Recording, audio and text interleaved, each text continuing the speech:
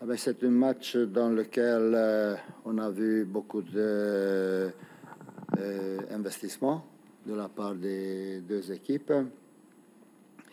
On a vu beaucoup de discipline de la part des deux équipes. C'est un match dans lequel, à mon avis, celui qui est arrivé d'exploiter une situation, il aurait pu gagner le match. Aucune des deux équipes n'a pas eu la chance d'exploiter quelque chose et de faire la différence. Je crois que c'était un match avec une dépense d'énergie importante et sans but. Voilà. Je crois que c'est un 0-0 avec beaucoup de travail, avec beaucoup d'enthousiasme aussi, malheureusement, avec moins de possibilités de surprendre, par exemple, ce qu'on a pu faire à Monaco, par exemple. Vous nous avez surpris un peu avec votre composition de départ, avec Asoro en soutien de TT dans un 4-4-2.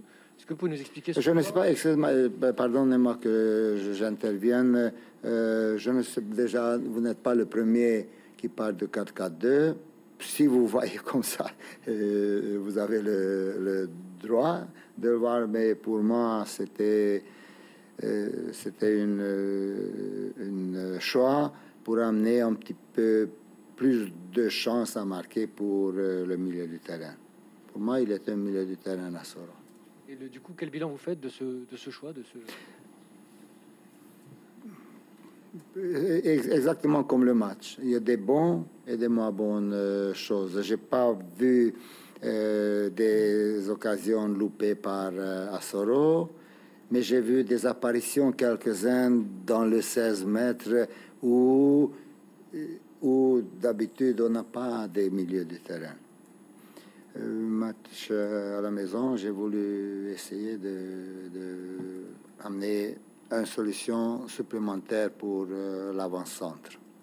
Sur la toute fin de match, on a senti que l'équipe arrivait plus forcément à se projeter. Est-ce qu'il y avait la volonté de tenir le 0-0 plutôt que de marquer ce but? Écoutez, quand tu as perdu tellement de points à la maison contre Strasbourg et contre, je ne sais pas, Nice à la maison, et quand tu rentrais les mains vides, je crois que c'est un réflexe normal qu'au moins quand il te reste encore 5 minutes, 6 minutes, et tout le monde est fatigué parce que c'est une grande dépense d'énergie. Il faut être capable de comprendre qu'il y a cette réflexe d'autodéfense peut-être, ça aussi.